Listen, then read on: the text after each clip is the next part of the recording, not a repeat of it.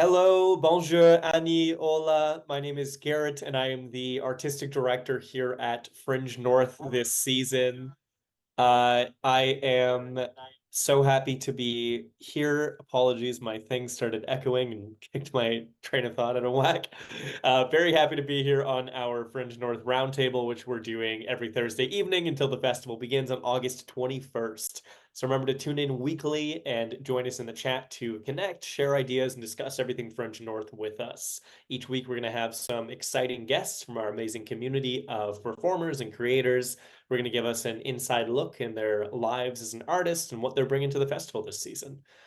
This week, we are doing a special drag edition of the Roundtable. And why don't you two introduce yourselves? My name is Ash out of drag, and when I perform in drag, I perform under the name Luke. I use she, her, they, them, either of those pronouns outside of drag, and I use he, him when I'm in drag. If you make a mistake, it's okay. I know there's a lot and they change. And I'm one of the heads of House of Gore, and yeah, we're really excited to be with Fringe. I do have my partner here with me. Their name is Andrea. They perform with us under Zephyr Shadow and will be performing at the festival with us this year. They're not feeling the best, so they're off camera. They may participate, they may not. So if you hear a voice in the background, that's them. And I'll pass it over to Michaela or Dalton. Um, my name's Michaela out of drag. In drag, it's Dalton Verona. My pronouns out of drag are she, her, in. It's sorry. My stutter is very prominent today. In drag, it's he, him, and yeah, I'm very excited to be a part of Fringe. I'm just new into drag. This is probably, I've only been in for about 6 months. My debut was on New Year's, so I'm very excited to be a part of this. That's so exciting. And really great to have both of you on. And it seems like you're coming from sort of different perspectives on when you started and everything like that. So super excited to delve into that side of things. Um, just for our longer time viewers, it's they've seen House of Gore around for the last few years, and it's just been really great to have you all involved in the last few seasons. So just thank you so much for that. We always love having you, and I'm really excited to chat a little bit about the art of drag because I think I delved into this a little bit last year. I did a roundtable with Garrett Carr, and who's former in Sudbury, and we discussed a lot of the like misconceptions and the lack of understanding that people have about the art form. And it was a really great conversation, and I'm super happy to talk a little bit more about that this I year think with I you remember all. being really sad that I was not able to attend that one last year. Like I wanted Yeah. to, and then I couldn't. Because I have had the privilege of performing drag with Garrett. Oh, In amazing. Sudbury. I've been invited to Sudbury a few times, and um, it's I had the privilege of seeing Garrett not drag Garrett's Fringe submission last year, and it was amazing. And it just reiterates that idea that um kind of like the different types of art that most drag performers do. Most of us don't just do drag, which Garrett evidenced so beautifully last year. And then the different types of drag, right? Like there's so many different types, whether it be lip syncing and then you got all your musical genres, or you've got comedy, or you've got, yeah, it's so when I just love that you had that conversation with somebody else last Yeah. year, and somebody that I respect really highly as an artist and as a drag performer. So Yeah, absolutely. It was sort of unexpected, that conversation, because like you mentioned, Garrett's piece last year was not drag. It was a beautiful script that had a staged reading at the festival, and we just sort of got into the subject of drag performance and had this great conversation. So really excited that you've performed with them in the past, and they will be at the festival. I don't know if they're going to be at the festival, but they're involved in one of the shows. They're directing one of the shows, so I hope they can make it up. Very, very talented individual. But I'd love to, before we delve into the art form itself, like to talk about both of your journeys into it. I know potentially with you, Ash, we've had this conversation in previous either streams or I was gonna podcasts, say we've had it a few times this year and last year. but That's it's this always year. good I'm to, like, please, I don't want another Luke interview. Somebody come with me. And Michaela, yeah, I'm gonna give Michaela such big props here.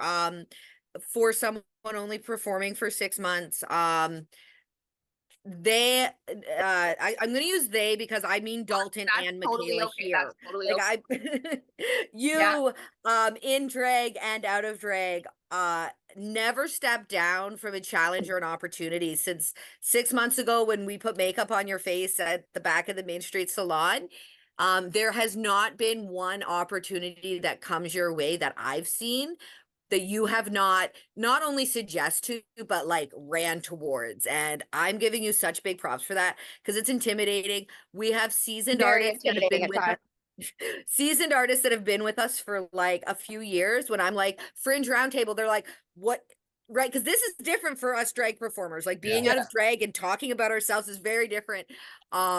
So I have seasoned performers who are like, okay, I'll do it, but they've got a million questions. And Michaela's just like, I can't get there. I'm on the other side of town. And I said, it's online. And Michaela's like, all right, shoot me the link. Like, so I'm gonna give you those props. And on that note, I'm gonna let you share your intro into drag because there may be new listeners, but most people here have heard mine. I want to hear yours.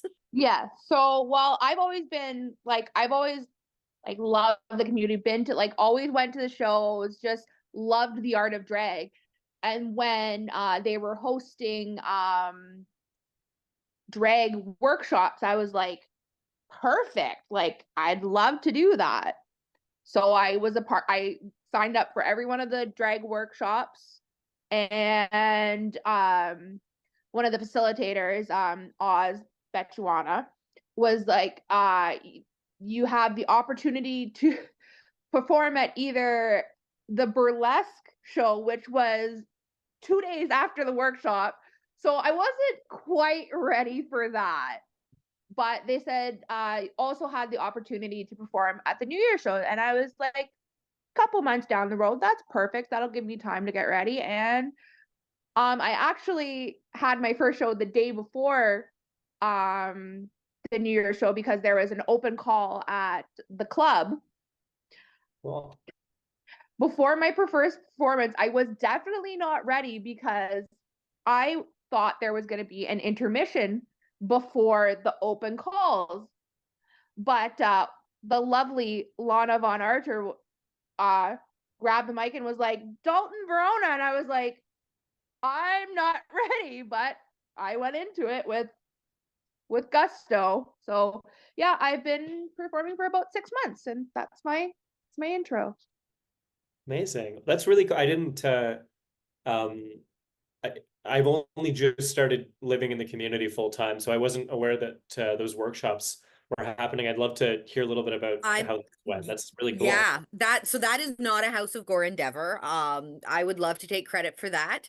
It is not us. I some House of Gore members did were facilitators for some of those workshops, but the brainchild behind them, or the person who gifted that to us, is Oz, also known by Teddy Surratt in the community, or Ojawa, with the two. They have a number of hats and a number of groups they sit with. So I'm going to right off the hop apologize if I've got the wrong one. It definitely was Oz. I think it was with the Two Spirit Organizing Committee hat that they applied for funding grants and ran this series of workshops. So they had one was a makeup one. So Paris and myself were hired to give a king and queen makeup tutorial. And it looks like we lost Michaela. We did. I'm waiting if they'll pop back in. So Dalton was one. The Bride is another new performer that has joined from those workshops.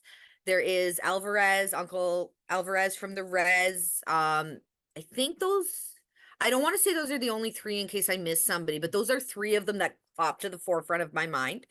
So there was the makeup one, there was an all-day drag workshop that had some Two-Spirit, I believe, drag performers. I didn't get to attend that workshop, but it was an all-day burlesque workshop. There was a photography workshop where we did a bit online. So Taylor Jolin facilitated that one. I participated in it as a workshop attendee.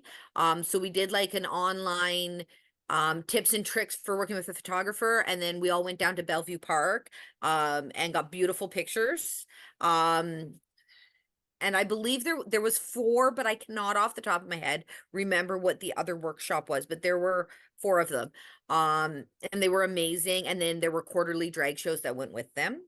And I believe, I'm not sure exactly where in the process, but I believe that Oz and whatever hat, again, I think it's the Two-Spirit Organizing Committee, is working on another set of that, because they keep asking us, what do we want? And I'm like, I want music editing. Let's get some music editing skills. And so we talked about like self-care with some yoga for before and after show. So just kind of that is definitely Oz's baby. But Oz is great with working with all of us. So Oz is not part of the House of Gore, but they are head of the Bawading Babes, which is an all Indigenous drag group here in the city. So we now have the House of Gore and we have the Bawading Babes, and we kind of we take care of each other, and we invite each other, and we've got each other's backs, which is one of my favorite things about drag, is just the way it's the community. But yeah, that's the workshops. Hopefully Oz will have more of those for us coming soon. So keep your eyes open. I'll be sure to send them over like the Fringe way, so Fringe can see what's Absolutely. happening, and maybe you'll come learn how to do some drag makeup with us, Garrett. I would. I It'll be very absolutely. That fun. sounds so Yeah. much fun. Very cool. Love to for both of you, but especially for you. I don't know if you want me to Dalton or Doesn't matter. Dalton, whatever. Michaela, I'm good with Michaela. either. Okay, perfect. I'd love to hear about both of your like previous performance experience before drag, but especially you, Michaela, like being so new to it. What was your entry point into performance in general? I was a theater kid back from high school, so that was, I guess, my intro. Like, yeah, I guess that was my intro. Is a theater kid from back in high school. So Amazing. yeah. And modeling. We Oh all just yes, modeled modeling. together yesterday. I was gonna Yes. say, you've been modeling with Amore for how many years? 7 years. 7 years you've been modeling with Amore. So yeah, there Yeah. was a fashion show yesterday. We're all pretty tired, but Very Luke tired. modeled in drag and Michaela models out of drag. So Yeah. that's a different type of performance. Yes. Did That's you? amazing. I'm gonna ask this because I'm more curious. I hope it's okay. Because you're much younger than I am, but you're not fresh out of high school. Did you do any performance other than the modeling between high school and starting drag, or No, no? Okay. no, I did not. How did it feel And jumping I've been out of high into it? I've been out of high school since 2012. Okay. So Did it feel like a nice homecoming getting back into performance? yeah, for sure. That's really cool. Hmm. And how does it how do you find the differences between doing like I think especially theater for me is my entry point into the arts. So I'm curious because that's how I frame a lot of performance. What you find the biggest differences between doing, I don't know if you did like musical theater or Yes, I did musical theater. okay, cool. So I feel like there is some overlap, right? I feel Yeah, like there has to be. So I don't know. Yeah, like the dancing and the uh-huh. all getting it into like the makeup and all that, and like what I find it can like the similarities is like the go of like performing and like getting into like the routine of performing and such. Mm-hmm. Yeah. Yeah, it's I mean, musical theater I've done, so I know the intensity, but just like watching drag, I can see the intensity there as well. Yeah. Sure. So I would Like I imagine said, there's an like overlap. after my very first performance, I said I didn't realize how out of shape I was until like running around. I'm like, because like for my first number, like I did not stop moving because I'm like over here, over here, over here, and I'm like I'm out of shape. That was also one of Oz's shows, and I love Oz. And it's not even just an Oz, like a Bewatting Babes thing with Oz organizing, because we've been doing it too with House of Gore. Um, with COVID, we lost so many of our venues that now we're always at these event halls. So, and you might have noted like the difference between performing like New Year's at where was New Year's this year? The Marconi Hall. Delta. The Delta. No, Marconi. Marconi. So the difference between the Marconi, which is huge, right? Or the speakeasy at the Yeah. university, which is small, right? So, and they've got different things like you don't want to punch someone in the face when you're doing a move by them. But at Yeah. the same time, you're not running, you don't feel like you're running a marathon to get to Yes. everybody. Yeah.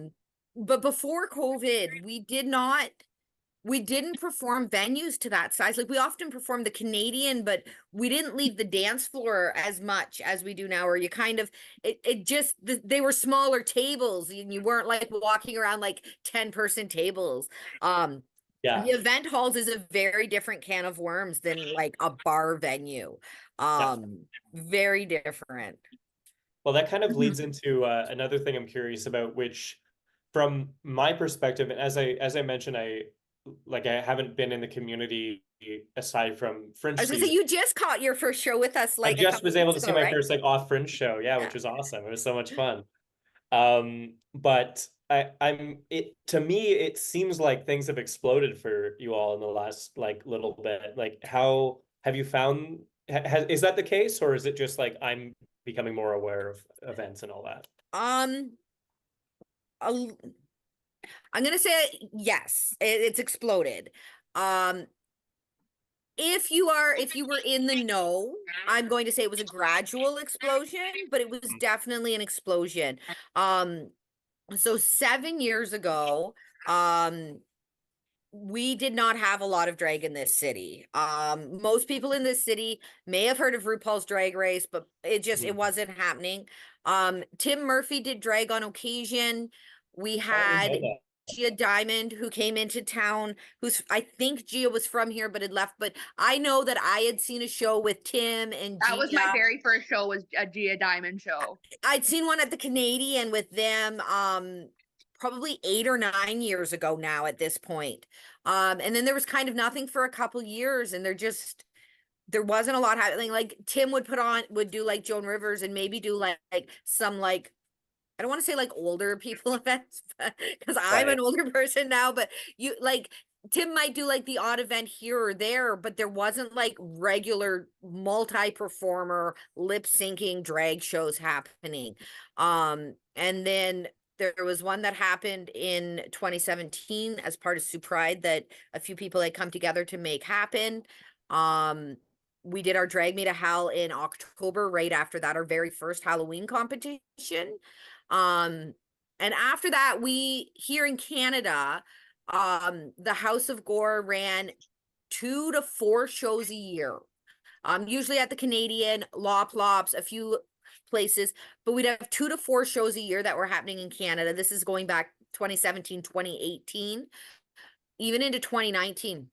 We'd have 2 to 4 shows a year in Canada, and we were having monthly drag shows at Zim's across the river in Sioux, Michigan. Mm. So it was happening, like it was happening regularly. Like we're once to twice a month, every month between the Twin Saults, we had a show. And performers and audience members were going back and forth as they could. Then COVID happened and everything kind of just shut down. And then Right. after COVID, it just it exploded, and I don't know, I think it's one of those perfect storm situations. So we had the second drag house happen, right? It started with Eversick, which transitioned into Bewatting Babes. So now you've got 2 fully functioning drag houses, both organizing events. Right. We had the club come in that time period, and the club started doing some all ages stuff, and doing things where they would hire drag performers, so that it wasn't just us organizing and having to, you know, figure out. We now suddenly had this place that was going to pay us to come and perform for little venues like and then they had the open stages that they were happening, like you performed at, Michaela. Yeah. And then while all of this is happening locally and we're getting this local building, we're also seeing I think a shift, at least nationally, probably like North America wise for sure, between the explosion of RuPaul's Drag Race and all of the spin-offs and as much as I hate to say it, every time you get hate, you get people that rise up in opposition of hate. So now we've got, yet I hate to be like, you know, there's conflict in that, but there is, and it does, right? I've been doing drag story times for a few years now. On average, we might get 5 or 6 families that come out. But the minute we hear that we're going to have people complaining and protesting, we are filling the library that there's no seating room, right? Like people come out to support when they feel the support is needed. So where drag has traditionally been more, I don't want to say just queer community, because a lot of people that aren't queer come out and enjoy, but there was the drag community and the drag audiences that came out. Now we're getting a wider base coming out because they recognize the need to support this type of art. And then so it's just this kind of like perfect storm of publicity at like a national level, people willing to put in the work to make these events happen at the local level. And it's phenomenal to watch. I have a show Saturday night. We have a show with Sue Pride as part of Pride Fest, and it will be my 5th time in drag in 7 days. Wow. Like it is just like we had the Amore fashion show. That's not even a drag event, but I go and model in drag. Like there's just space. The club was running community 2S LGBT like training workshops, and they did a big one up at the hospital. They had a drag performer perform in the middle of it just to break things up a little. So like it's everywhere right now, and it's amazing, but it's a whirlwind, and it's sometimes hard to just enjoy it because you're just prepping for the next one, which is I never thought that would be the case here, and it is, which is great. And it gives space for people like Dalton who are starting out, right? When you only have one show a month and you've got 6 performers, nobody wants to wait 3 months for their next show. So those 6 performers are performing and performing. And I don't want to say we're not making room for others, but we were a little more protective of our spaces in that, you know, there's only one stage and there's room for 6 performers every month, and I want my spot at it. Now it's like, you know what, I'm going to arrange the show and then I'm going to just step back and host it, and I'm going to let somebody else perform, or I'm going to like come do duets with me, or like do for Fringe this year, everything I'm doing is a duet. I think I'm not 100%, but Michaela was just going to be in our all ages show, but then we talked about a duet, so now Michaela's joining me at the After Dark show for a duet, and which I'm very excited for. yes, so am I. But yeah, it's great, it's busy, it's exploded. Hopefully it continues. Hopefully we keep getting more people in and wanting to do, so that we have the stamina to keep up with it as a whole, right? Yeah. How has it seemed for you, Michaela, as someone who was not like within the performance scene until recently, like just as a, I guess, audience member for a lot of that growth?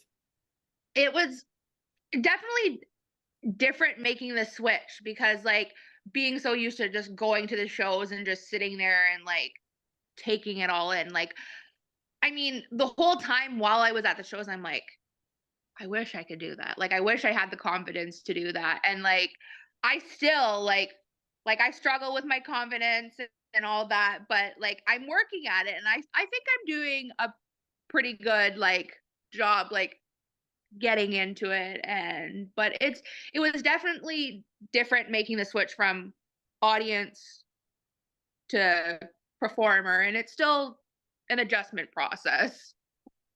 Did you notice the pickup in shows? Like when I'm talking like that big boom where suddenly there was everything. Did you know from an audience standpoint? Because I know for me, from a performance standpoint, I went from like, oh, I can't wait for the next show to, oh my gosh, Like I need a I'm break. not even unpacked from the last three, and I've got another one. But as an audience member, did it feel the same way that it was like, oh my goodness, there's already another drag show I can go watch? Yeah. Yeah. Like I Okay. definitely like a pickup in like with the two with House of Gore and Bewatting Babes. Like, oh, one night there's a House of Gore, and then the next that like it's nice to see the contrast and the contrast, but also the cohesiveness between the two families. Yeah, yeah, from my perspective, watching that growth has been really cool. So it's really good to hear some context and like how that growth looked from both of your perspectives. I know for me, and you mentioned there's been kind of a national explosion as well, which I think is true. I remember when I first started university, it was, I mean, I'm sure it was relatively popular, but from when I started to now, like my first year, there was drag that was performed in our little university bar.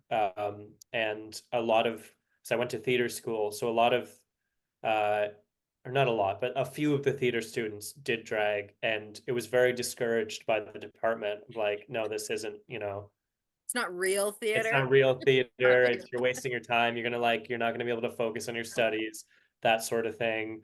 Um, and yeah, it was just this like cool little niche underground thing, I think.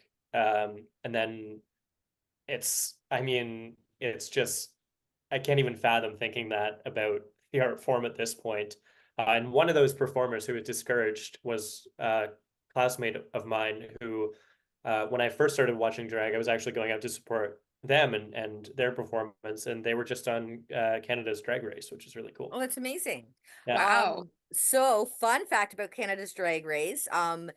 The Two Spirit Organizing Committee and Bewatting Babes last year organized a lock boat tour. So it wasn't the locks, it was a boat tour. So we had drag performers. I didn't perform, but my wife did. Performed on the boat. And then after the boat, there was an after party at the Delta Hotel.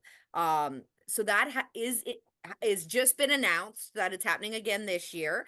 If you go to Bewatting Babes or House of Gore or any of us on Facebook, you'll see all the details. I don't have them handy, but I think it's August 20 31st. I think it's the 29th. It's a long weekend of August Yeah. Okay. anyways. So there will be the boat tour, which I am performing on this year. And the after party has been moved to the Main Street Salon.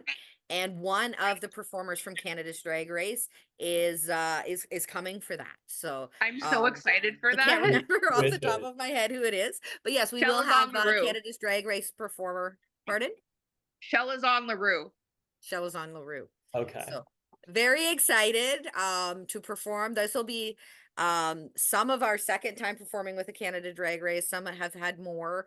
But yeah, it's amazing. And I know we've got none of us are involved with it, but I think Brooklyn Heights is coming at Christmas time. Cool. For a show. Like I said, none of us are involved with it that I know of, unless someone's keeping a secret. Last year at Lake State University across the river, a bunch of our performers performed with three of the like RuPaul American Drag Race Oh wow. performers. Like Very it's cool. amazing. And then like the connection, and I find it interesting, like when we talk about like the drag as an art form, and I always think of drag as like this local. I know it's not local, but for me it's local, and I think of like Hmm. the people I perform with in my community and the people I grow with. But then to like turn around out of nowhere and suddenly one of us is on stage with three people who are well known and touring all over the world. Yeah. And it's happened here. We've had, I think, Tainomi Banks here. We've Yeah. had there's been quite a few well-known drag performers between Sioux, Ontario and Sioux, Michigan over the last few years too.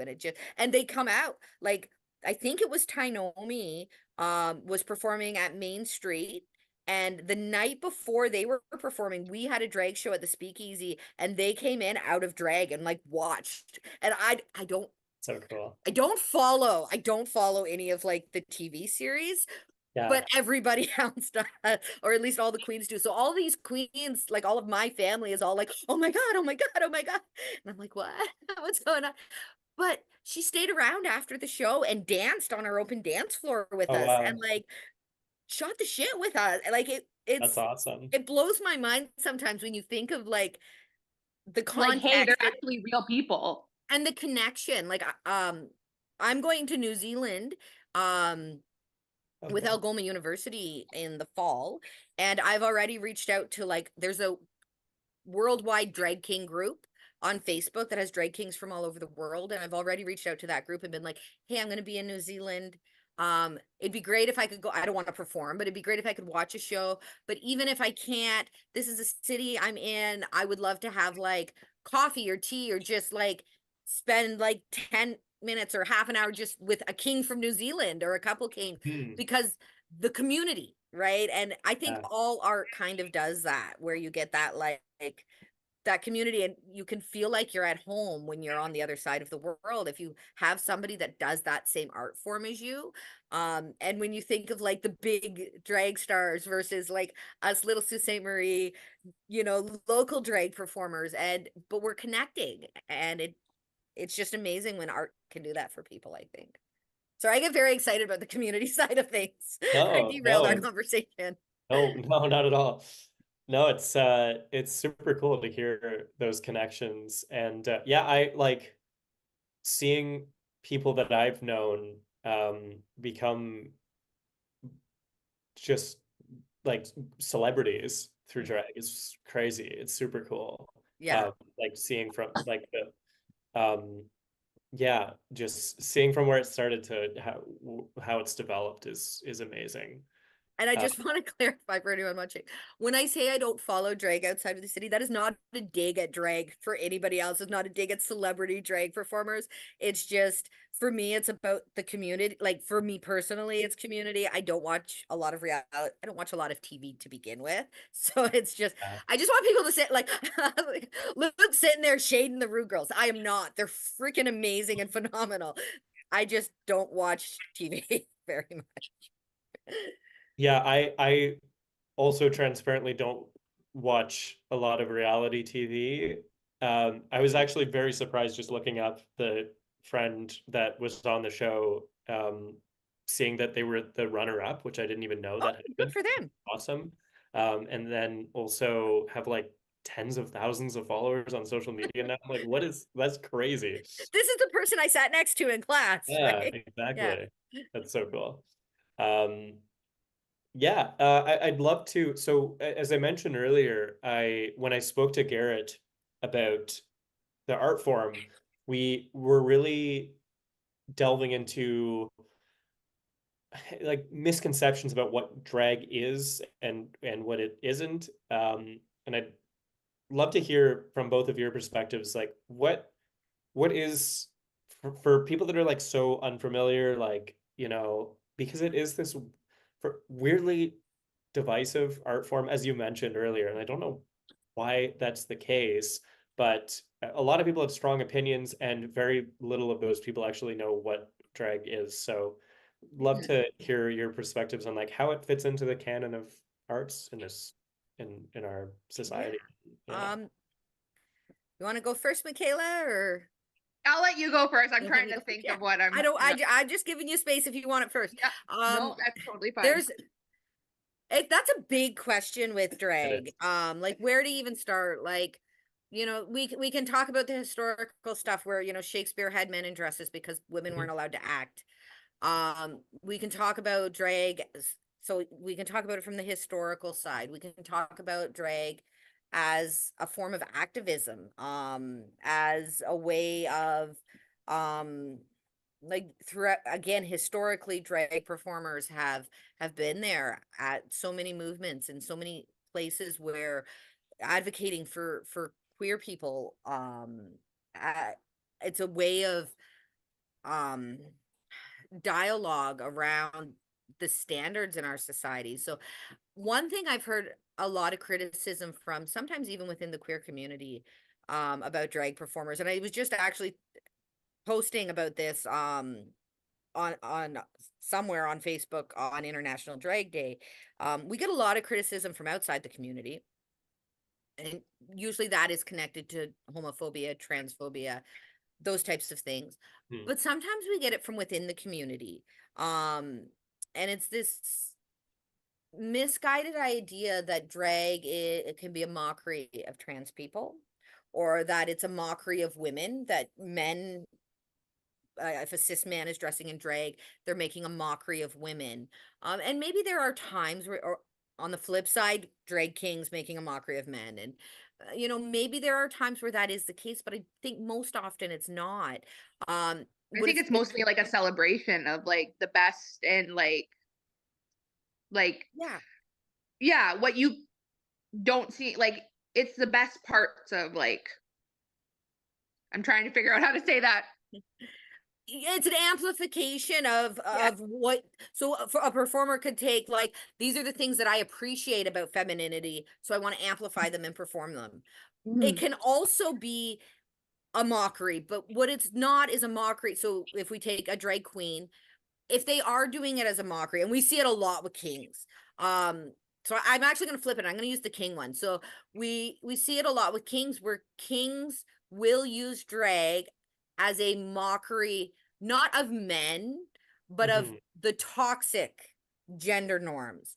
Mhm. It can be used as a mockery of, so it's not a mockery of masculinity, which some people think it is, but it's a mockery of how that gets so warped in our society. So it's really, it can be really political, but it doesn't have to be. There's lots of people who do drag and it's not political. It's personal. It's a personal exploration of, this is Mhm. what I was told I have to be, but this is how I feel, or this is what I told I was have to be, and I want to, ramp that up, and I need to explore it in a way that's artistic.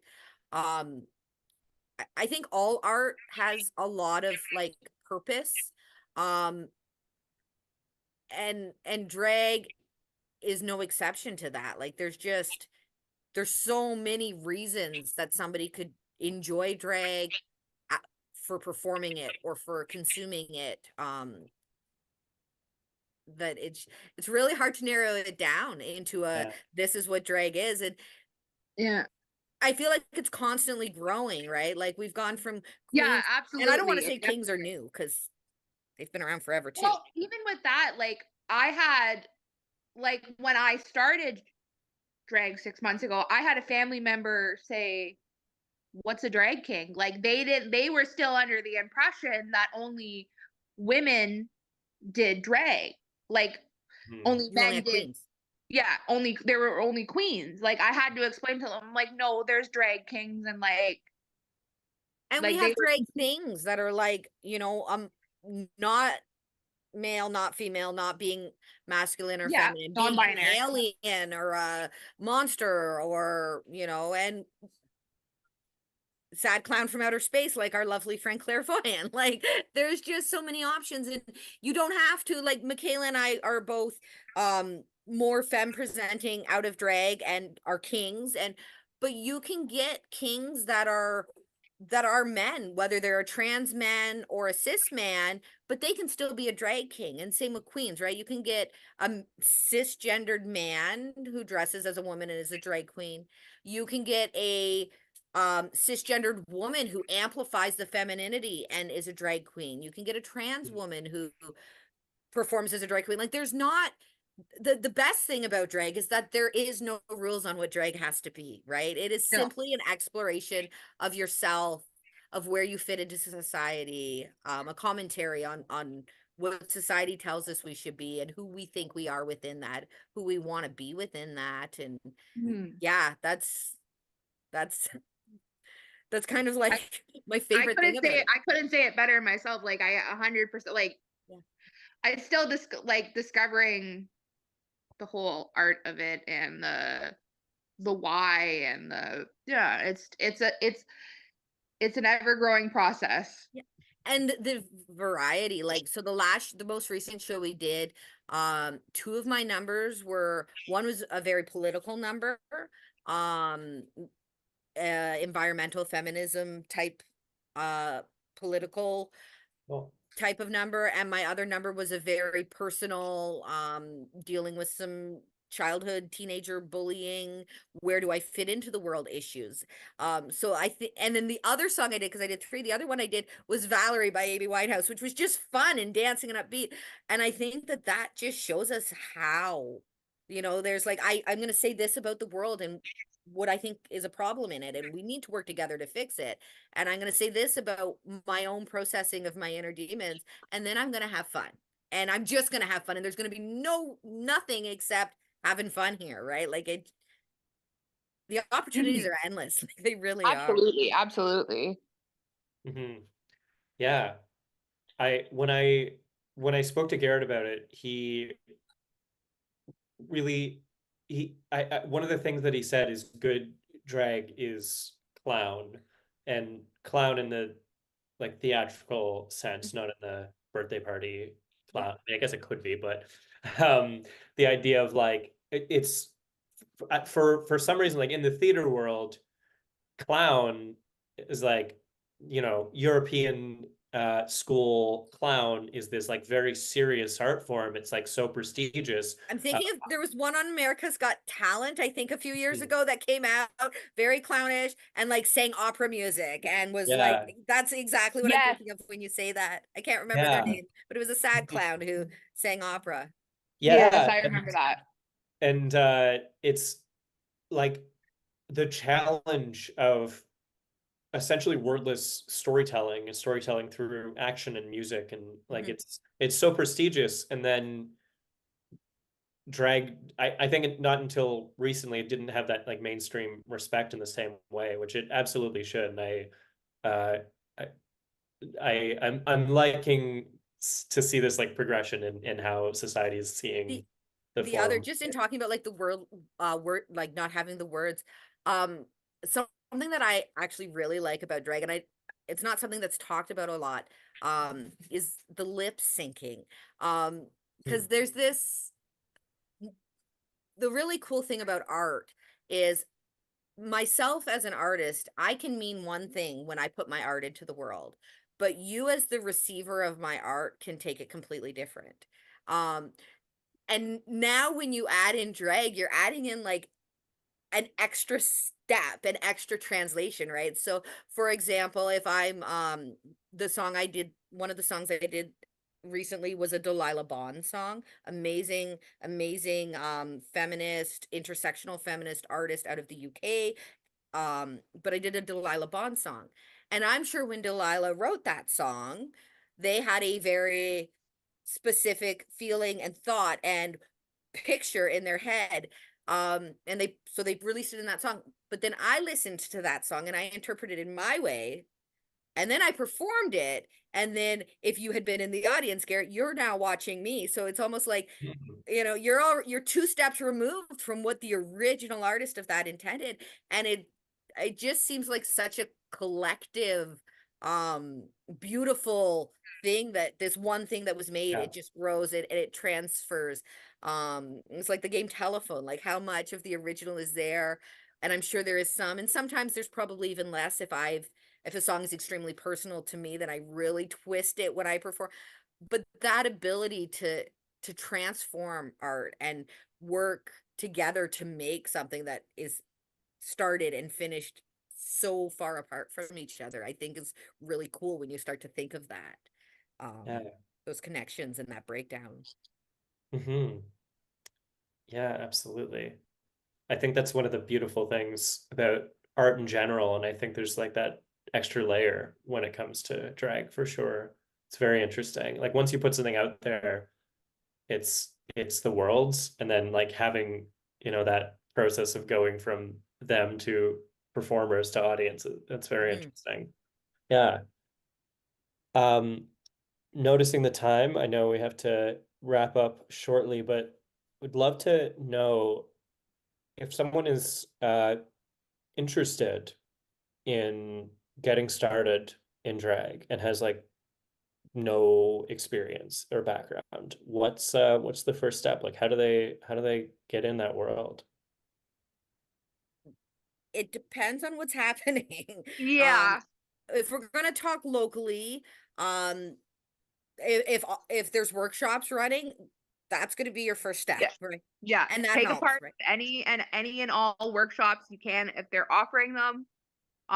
Even if it's not like with the makeup one. Like I've been doing makeup for like years. So I'm not a professional by any means, but drag makeup was something like I wanted to learn more about. Or Hmm. like the photography workshop. I am the worst person at taking pictures and like knowing what to do with my hands or with my body, but there is a photography and posing workshop. So like I said, I took a part in all that I could take a part of. So that's Right. the first step. Um, if that's available. That's a new thing. We haven't always had that. Um, at the House of Gore, we've always told people like try entering our Halloween contest, but it's intimidating and I get that. Um, it's I don't want to say it's easy and I don't want to say it's hard. We have had with Bewatting Babes forming and those workshops, we've had an influx of new performers. Prior to Mm. that, it was a little harder when House of Gore was kind of the only game in town. Yeah. And it's not because we're picky and we're gatekeepy. It's because there's just only so much space and time and energy. And when people are paying for tickets, you have all art is valid. But when you're putting out money as the show producer, you want to have something that you know you're getting your money back. So those are all logistical concerns. Um, so it's a lot easier through a workshop or something like that. Get to know us. That's my Mm. biggest advice. Come to the shows, come to the shows in drag. 9 times out of 10, if you don't have money for a ticket, with whoever's organizing it, there's almost always, I don't want to say always because that'll be the one time there's not. There's almost always a couple tickets set aside if somebody can't afford. We want people to be able to come. House of Gore for sure, and I know Bewatting Babes most of the time. Um, as much as we can, we try and keep our tickets affordable. Um, and if they're not, talk to us and we will do our best to help you out. But come to the shows, come to any event you can that we are going to be at, come in drag. Let us see you in drag. Talk to us. Get to know us. Most of us are most of us don't have time to like so I have a drag kid that I'm quite happy to commit lots of time to one-on-one, all of that outside of like kind of taking someone specifically under our wing. A lot of us are busy and don't have a whole lot of time, but if you send us pictures and you say, what do you think, give me some feedback, we're going to. So do those. It's the same. I hate to say it's networking, that's such a cop-out answer, but it is networking. It is, It is to be honest, it really is. it's getting to know us, getting our attention so that we want to see you. We look for people at shows that we know. And, we may not add until we know you better. We may not add you on our personal Facebooks, but we almost all have professional or drag pages. Yeah. Message them. Don't don't message the drive insane. Like be respectful of our time. But yeah, like Yeah. come in drag, send us your looks, ask us our thoughts. Tell us what your thoughts are for shows or numbers. I'd like Mhm. to do this song. What do you think? Um, a big Mhm. part is being aware of when and where though. Like I'm going to tell you right now, if you come up to me after a show in drag, I want to see you in drag after a show. But if you want to spend 15 minutes telling me about a number you have planned, I probably don't have the spoons for that after I've been on stage for 2 hours. But come show me your look. Say, look at I put on drag. I'm gonna say that's amazing. And then you say, I have a really cool idea that I want to try. Can I send you a message about it? And I'm going to say yes. And then you can send me the message. And when I've recovered, I'm going to respond and ask Michaela. Not all of us, but most of us, I'm going to say all of us to varying degrees, will do our best to message.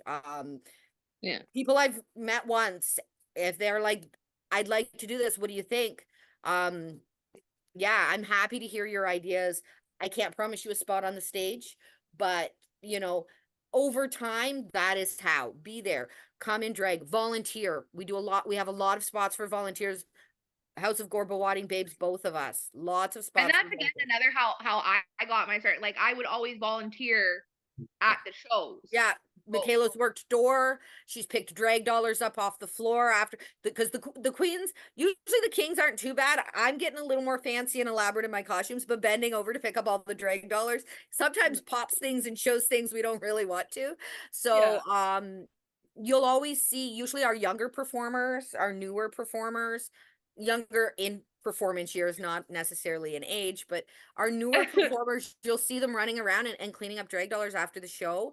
But that is something, if somebody messages and says, can I help out at the show? I'll tell you, we need someone to kitten, which is cleaning up the stage between numbers, or we need someone to work door, or but yeah, get networking. I hate it. I hate it. It sounds so horrible, but it is what it is. It's there's lots of people. You have to kind of, unless there's something like the workshops open, you have to make yourself known to us. And even the workshops help with that because it's usually one of us working them, right? Mm-hmm. Yeah. Very cool. Before we wrap up, is there anything you want to plug? Yeah, social media or upcoming shows? I'll share your Yes. Fringe times and all that in a second, but Yes. anything aside from that? So for House of Gore, on one of the socials, it is the House of Gore. I think that's Instagram. So THEHAUS of Gore. On Facebook, it's House of Gore. Again, HAUS for fancy. That we do our best to get all shows on that. I have my own socials under Luke McCain, Lee Gore Shadow. Michaela, you have socials? Yes, I have my socials. Oh, sorry. My Instagram is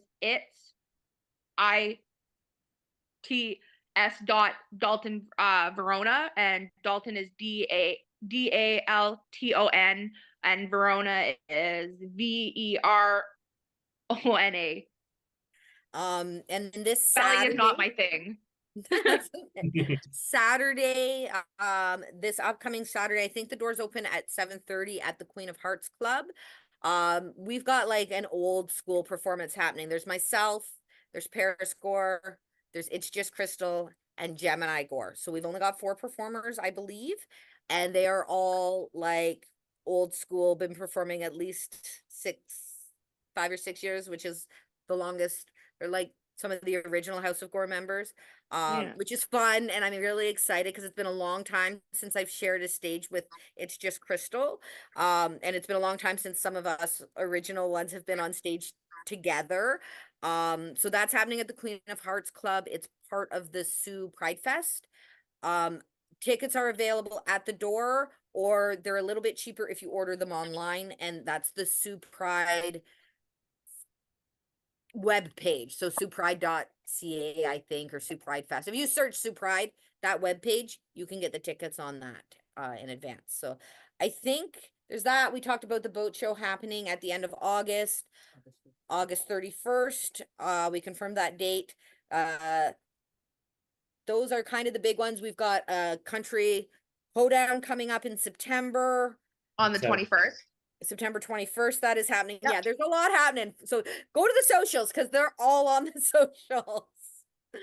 Sounds good.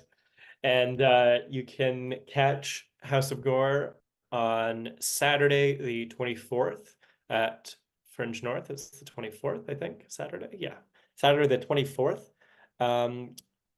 You all have a kids or family show at 1, and the Fringe After Dark starts at 10:30. So we are so excited for that family. So excited. It's going to So be great. excited. It's so much fun. We're doing year. something new this year, so we're excited. Oh, okay. I'm super excited for that. Yeah, something new. There'll be lip syncing, but there'll also be some story time happening with it all combined into one. So very excited. I know we don't acknowledge him very often, but Evan is in here doing our tech for our stream right now, and he had a really good time. So I'm sure he's looking forward to next. Thank you, Evan. Thank you very much. And me as well. Fantastic. Well, thank you so much, both of you, for being here. This is really great. I really enjoyed this chat. Yeah, love learning more about drag and super excited to have you back at the festival again this year. We're gonna see you Saturday, right, Carrot? Saturday? This Yeah, Saturday? this Saturday. I'm out of town, unfortunately. I This is wish. this is an adult show. So the show you came to was an all ages with adult accompaniment, so we were pretty tame. This is an adult show. It's gonna I'll get a catch little bit the racy. I'll be at Fringe After Dark for sure, All and right. I will definitely come to the country one. That sounds super fun. It's funny because 4 years ago 5 years ago when I was doing country drag, everyone's like, "Oh, country, nobody likes country." The artist Oz put out that artist call and it was like filled so fast. Like, yeah, I nobody don't likes like country, my butt. That's amazing. yeah, yeah. I'm so excited Country, for that one. I love country. I'm a big defender of country. I'm also my top music genre by far is metal. I'd be curious if you've ever done any metal things because I would. I did corn last weekend. Oh, that's I mean, it's awesome. new metal, but yes, I It's in did. the That was realm. the I one that was kind of like my did like childhood demons. I did Yeah. like a metalish version of like a Disney song. Like I did Peyton Yeah, Zeph Parrish. does a He's lot of those ones too. Oh, that's like sick. he does like Viking-esque. So I Yeah. guess like kind of like metal in like a sense, but I did like Another one. Jonathan Young's another one who does a lot of Disney, but like actual metal covers. Zeph does a lot Yeah. of those ones. Your Peyton Parrish one was great, Dalton. I mhm. enjoyed that. That's so cool. Love it. Well, thanks again for being here. And thank you everyone for tuning in. Merci, miigwech, gracias. And just a reminder, Fringe North 2024, August 21st to the 25th. Check out our website and all our social media channels in the description below for more information about the festival. If you want to support the work that our team is doing here, please consider tipping the Fringe. Your support ensures that we keep running year after year and are able to host amazing groups like House of Gore. We will be back for another live stream next Thursday evening. We can't wait to see you then. Thanks so much. Thank you. Thank you very much.